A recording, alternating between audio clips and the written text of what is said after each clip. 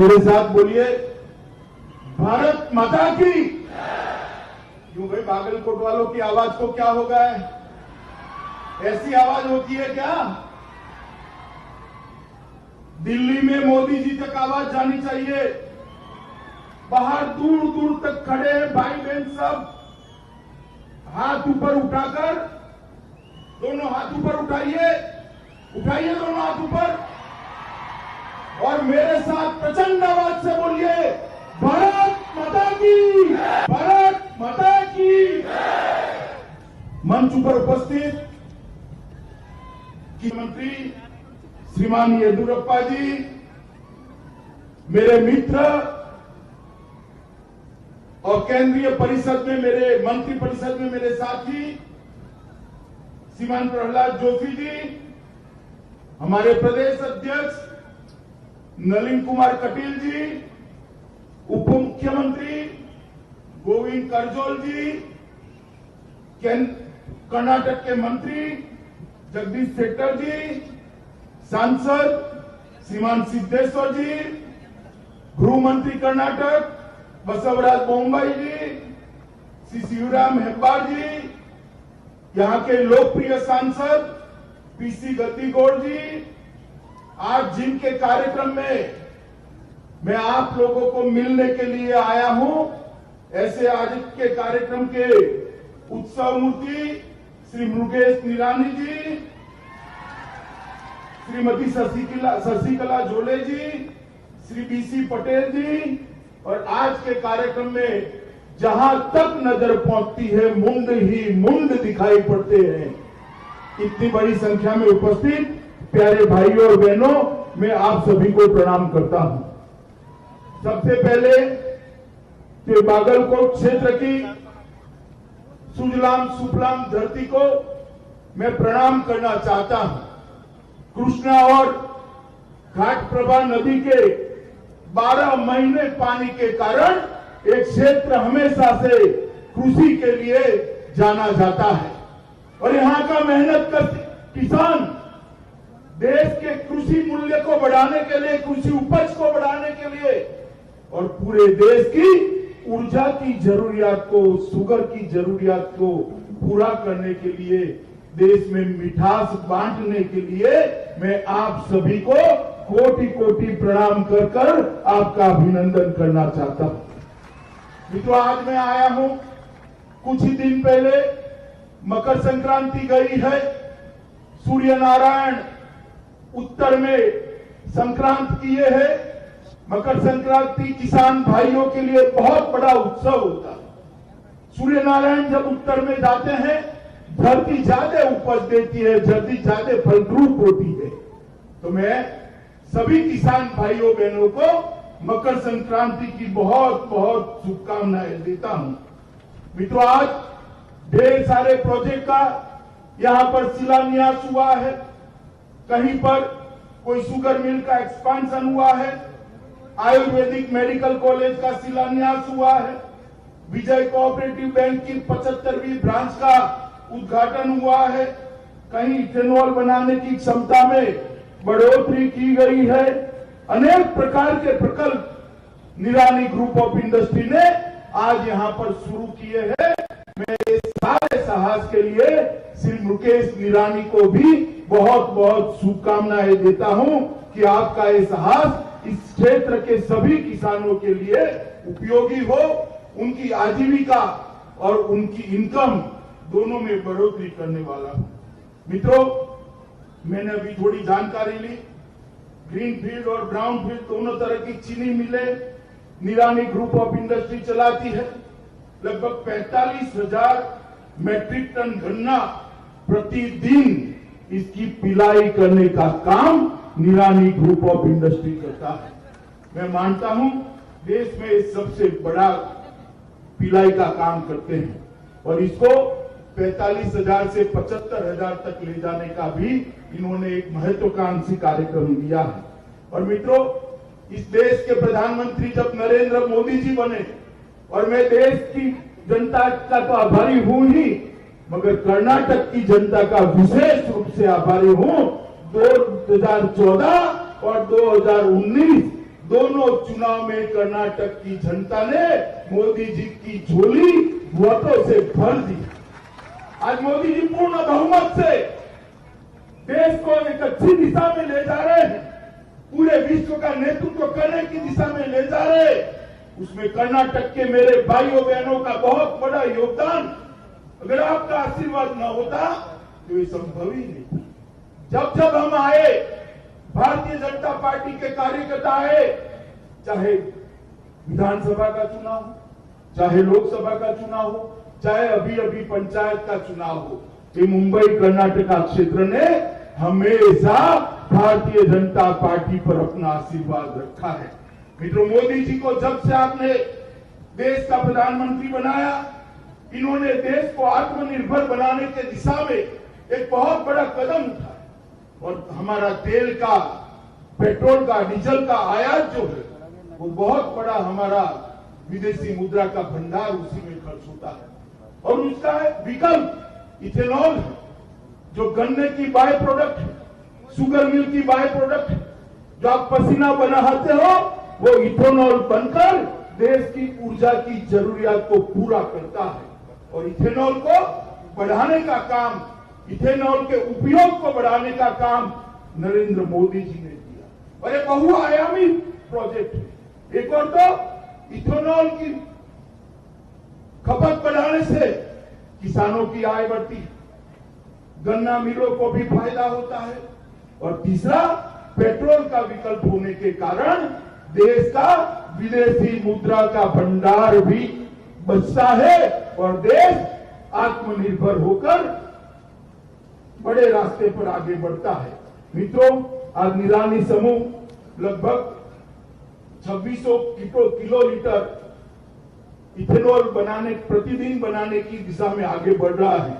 तो मैं मानता हूं कि ये जो मोदी जी का स्वप्न है, इसको पूरा करने के लिए निरानी ग्रुप भी बहुत बड़ा योगदान करता है। इसको मैं अभिनंदन भी करता हूं और मैं चाहता हूं कि इसको वो आगे भी बढ़ाए। इथेनॉल की आपूर्ति के लिए मोदी जी ने बहुत सारे कदम उठाए। सबसे पहले 2015 में इथेनॉल पर से केंद्रीय उत्पाद शुल्क घटाने का काम किया, जिसके कारण इथेनॉल सस्ता हो जाए और पेट्रोल के अंडर बैन करने का पड़े।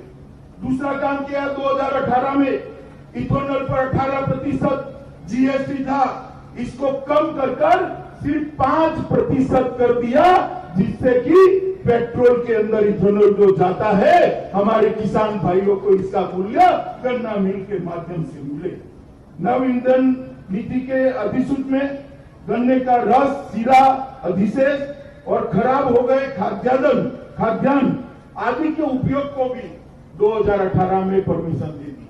सीधा गन्ने से इथेनॉल बन सकता है, शुगर बनाकर भी इथेनॉल बन सकता है, गुड़ बनाकर भी इथेनॉल बन सकता है और सड़ा हुआ खाद्यान्न जो फेंक देते थे उससे भी इथेनॉल बनाने का परमिशन 2018 में दे दिया। मित्रों, मोदी जी ने एक लक्ष्य रखा है, 2022 तक 10% ब्लेंडिंग का लक्ष्य पूरा करना। जब मोदी सरकार आई 2014 में, तब 1.58% ब्लेंडिंग होता था, सिर्फ 1.58%। और मोदी सरकार ने 2022 में 10% तक पेट्रोल और डीजल के अंदर ब्लेंडिंग की नीति बनाई है और 2025 तक इसको 20% पर ले जाएंगे। मित्रों, मैं आप सबको बताना चाहता हूं, आप गन्ना उगाते हो, अब तक के जो 10% और 20% इथेनॉल जाएगा, पहले वो पैसा पेट्रोल का गल्फ कंट्रीज को हम भेजते थे, आज वो पैसा किसान भाइयों के बैंक अकाउंट के अंदर जमा होने की शुरुआत होगी।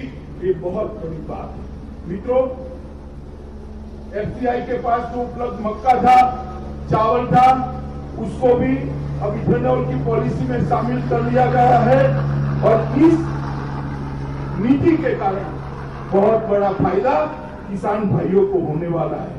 किसानों को बेहतर मूल्य भी मिलेगा और किसानों को समय पर भुगतान भी मिलेगा। कच्चे तेल के आयात की बिल को हम कटौती कर सकेंगे। ग्रामीण क्षेत्र में रोजगार भी बढ़ेगा और वायु प्रदूषण भी सरकार ने करा है और इसको 400 तक पहुंचाकर 2022 तक हम 10% का फायदा लेंगे।